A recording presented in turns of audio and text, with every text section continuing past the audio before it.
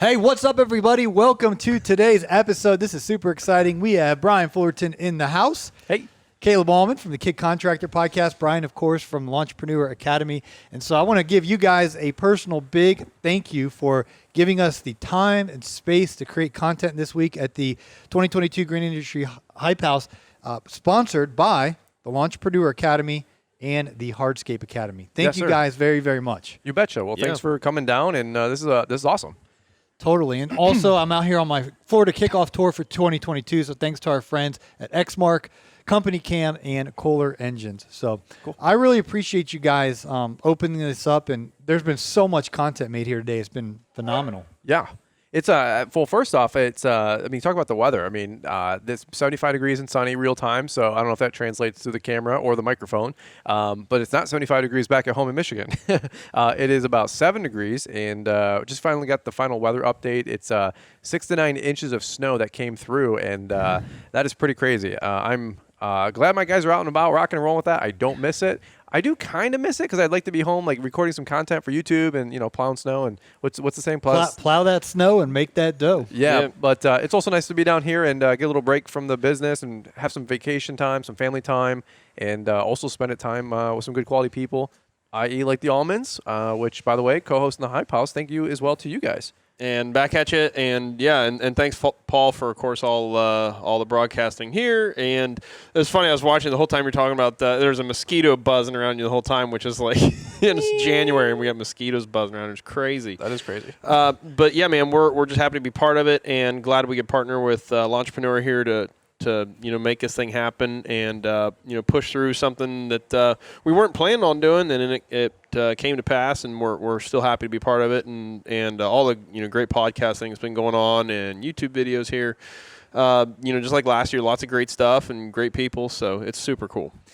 Well, I want to actually hear about your guys' podcast because you both hit a milestone. You hit 1 million downloads. Yeah. And you're coming up on a 1-year anniversary, and most folks think this is easy, but you guys and anyone else who has a podcast know it's a ton of work, and if you're going to do it the right way, which you guys do with being consistent. So I want to hear both of your journeys. You guys talk shop all the time on your shows about building a hardscape company, building a lawn care company. I want to go a completely different route and actually talk about social media and podcasting. So give us a little bit of why you got into podcasting and how this first year has been for you, Caleb, because you actually kind of birthed your show last year at the Hype House. Yeah, it from encouragement, the Kid Contractor Podcast birthed from really encouragement from Brian and you and Liz too.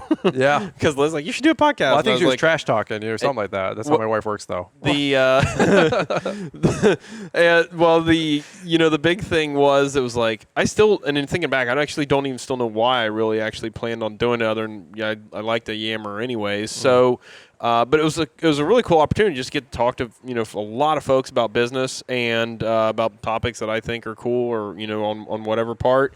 And but yeah, literally a year ago, like I think next week is the 1-year anniversary and of the podcast starting, and it's been awesome. Releasing 3 a week is craziness. It's just one of those things, it's going to be a lot of work, and then you realize it's going to be a lot of work, the reality of it. And, where I'm recording a show the night before, a lot of times make sure it gets out for the next day just to keep on that consistent train. I think we missed one episode the entire time. And some of them we did get released a little later in the morning maybe or something like that in all openness here. But yeah, it's a ton of work, but it's fun, and again, just so much of the cool stuff of getting to interact with so many cool people and all the takeaways. And Paul, you've done a billion of them, and so have you, Brian. And the hours and hours of recording, like you get a lot of great takeaways, and that's by far really the biggest reward is when someone, just like when you have a YouTube video that makes an impact on someone, and you get feedback from somebody like, hey, your podcast episode where you're talking about. From me of totally botching my taxes with my first company and stuff like that and getting in big trouble, that stuff of people message me and say, hey, I was starting to go down a bad road of being behind in taxes, and that motivated me to face it and square up and not put things, not hide things in the fog, right, Brian? Right. And because what you most need to find is where you least want to look, and generally it's going to be that that troublesome issue that you keep shoving off into the darkness so you don't have to deal with it, but you got to face it and deal with it. Sounds like a good chapter in a book. You should write that. I think somebody beat me to it. The author's name is Jordan Peterson. So that's where I plagiarize a lot of my stuff.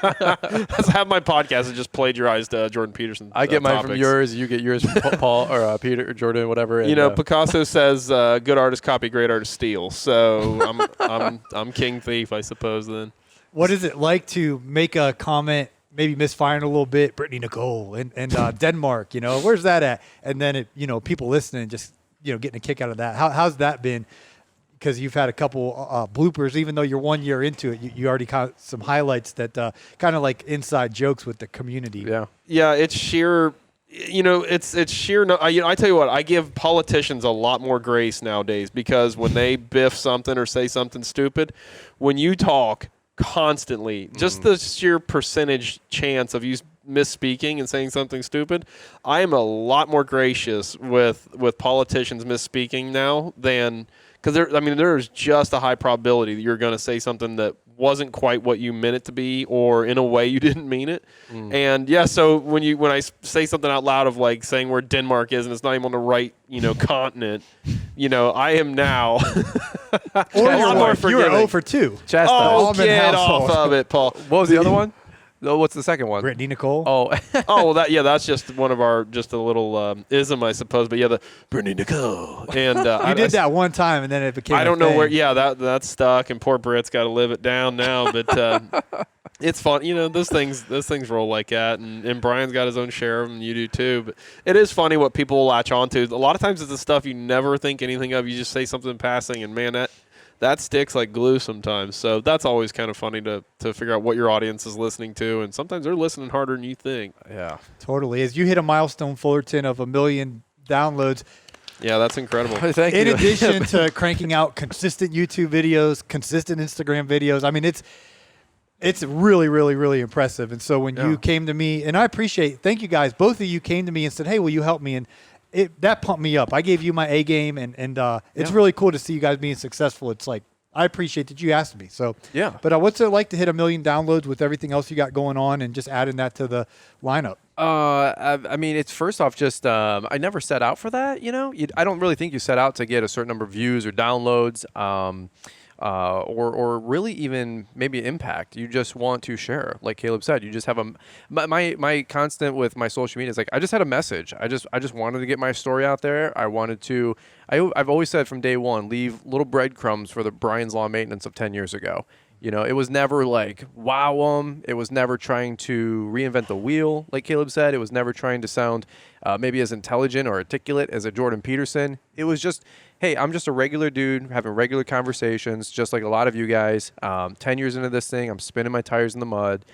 Fast forward, I get on YouTube. I start kind of putting some content out on YouTube, not realizing that YouTube actually was kind of helping me. And as it grew, it continued to help. And as it continued to help, it helped you guys. You guys helped me. And then some other key people came into my life, like Michael Bedell, who I know was a friend of the show. And I always say, like, who helped who, and I'm just a byproduct of good quality people. I'm a byproduct of just people pouring into me, Caleb here and the Aumans and many other great people. I mean, too many to name, And so I don't know. I never really set out to get like a 1 million downloads. Cool milestone.